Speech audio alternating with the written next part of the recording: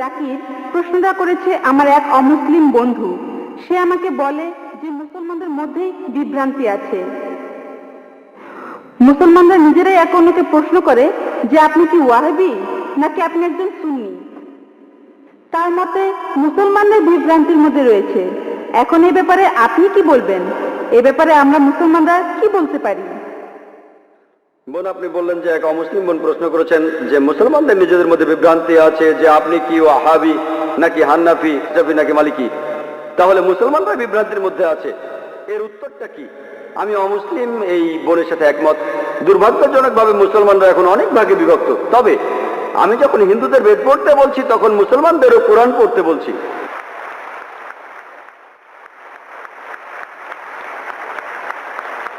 আল্লাহ পবিত্র কোরআনে বলেছেন সূরা আল ইমরানের 103 নম্বর আয়াতে আল্লাহ তাআলা বলেছেন ওয়াতাসিমু বিহাবলিল্লাহি জামিআন ওয়া লা তাফাররাকু, আল্লাহর রজ্জু শক্ত করে ধরো আর বিচ্ছিন্ন হয়ো না। আমরা আল্লাহর রশি ধরবো, আর সেই রশি হলো পবিত্র কোরআন আর সহিহ হাদিস।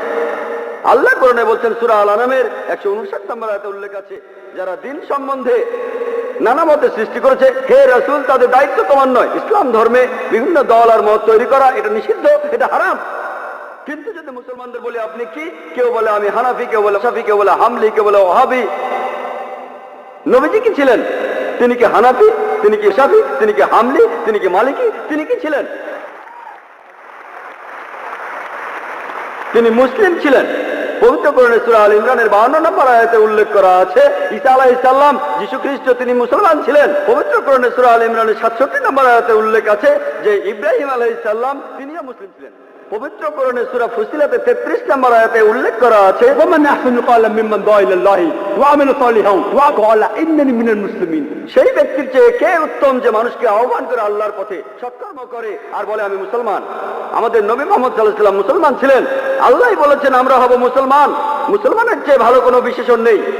আর চারজন বিখ্যাত ইমামের সবাই, ইমাম আবু হানিফা, ইমাম শাফি, ইমাম আহমদ ইবনে হাম্বল, ইমাম মালিক, আল্লাহ সবাইকে শান্তিতে রাখুন, তারা বিখ্যাত পণ্ডিত। আমি তাদের সবাইকে শ্রদ্ধা করি, পছন্দ করি, তারা বিখ্যাত পণ্ডিত। আর এই পণ্ডিতদের সবাই বলেছেন, এই চারজন ইমাম বলেছেন, যদি আমার কোনো ফতোয়া আল্লাহ রাসূলের বিরুদ্ধে যায় তাহলে তোমরা আমার ফতোয়াকে ছুঁড়ে ফেলে দাও।